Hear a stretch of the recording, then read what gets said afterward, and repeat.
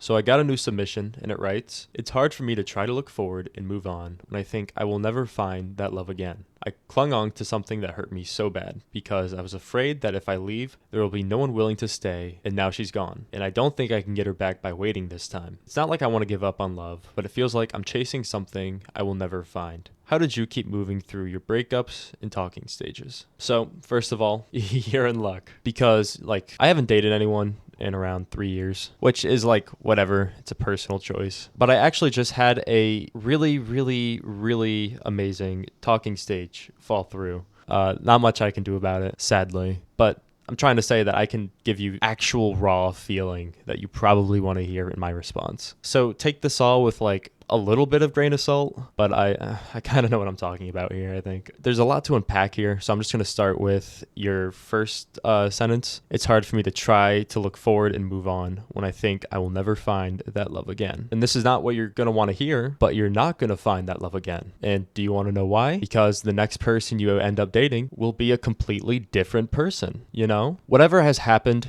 in your past, all those memories you have with your exes in the past, all the fears, all the good times, all of that. The good and bad news of it is those exact experiences are only exclusive with your ex. Anyone you do find in the future is just not going to replicate the connection you and your ex had. That's just not going to happen because your ex and people in the future are two completely different people, two completely different mindsets, goals, ideals, everything. They're not the same person. You're going to find a new love in a new type of way to love because it's going to be a different person. So now that we have that kind of out of the way, I want to fast forward to something else you said. "I clung on to something that hurt me so bad because I was afraid that if I leave, there'll be nobody willing to stay." And this is something that I have felt before. Granted, it's been a long time, but clinging on to people is kind of normal because if you don't cling on to them, then boom, there goes the normalcy of your life. There goes the last 2, 3, 4 months, even years down the drain. Nobody wants to be thrown away from that position of just one day you're in a relationship and the other day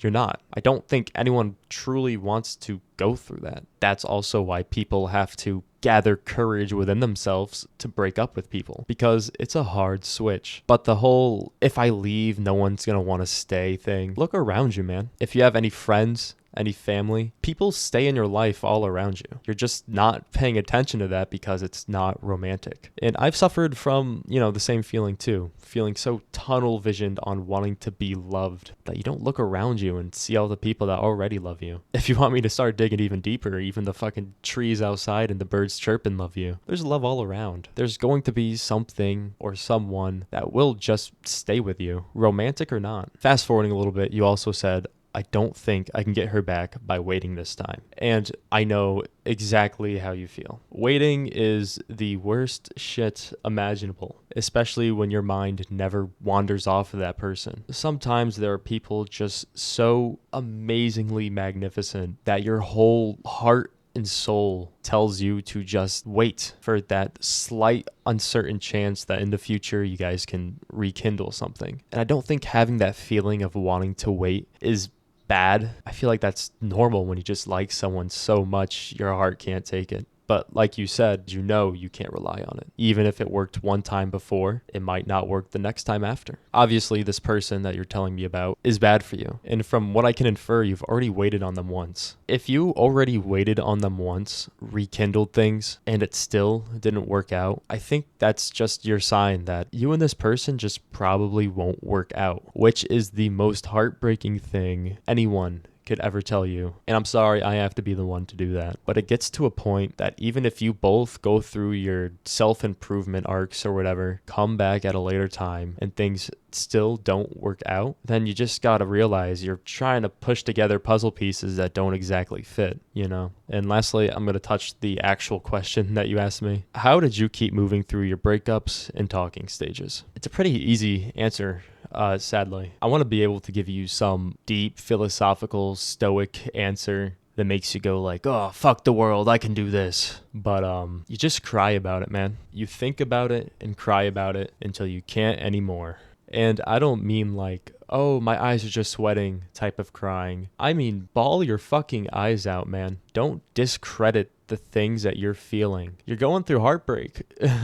And that's probably one of the worst feelings on earth to ever feel, especially when it means something to you. I don't care if your talking stage was a month, 3 months, a year, if you dated someone for years on end or months on end, just fucking cry about it, man. You talked to someone for a reason, you dated someone for a reason, and all those reasons about them just left your life. You're never going to see that same loving, amazing smile they used to give you. You're not going to hear their words of affirmation again. You're not going to be able to see them perk up when you compliment them. It's over, man. Like it is over, and it is okay to cry about that. And I'll tell you now, I cry. I'll say that any day. I cry, not often, but you learn a lot about yourself when you cry. You get to be reminded of the ugly mess that you are. When those tears are running down your face, all your problems are vulnerable, raw, and exposed in your mind. You get to see yourself for who you really are, what you really want. Crying is supposed to be one of the most vulnerable moments of your life, and being vulnerable isn't a bad thing. When something really good is going for you and it's taken away like that, and you have no certainty of what happens after that, it's only natural to just cry. And that's the only advice I can give you on that. You think about it day after day after day for weeks, if not months, until your brain just gets so tired about thinking about it that you just don't care anymore. You can write about it. You can go hang out with your friends more, healthy distractions, but don't forget to just let it out sometimes. A lot of people underestimate being in tune with your emotions. It's a great skill to have, and if you want to at least cushion future heartbreak, I suggest to just figure yourself out, be it by crying or whatever you do. That's all I can really say. Thank you for your submission. It honestly kind of made me a little sad, if I'm being honest, but good talk, and I will see you all soon.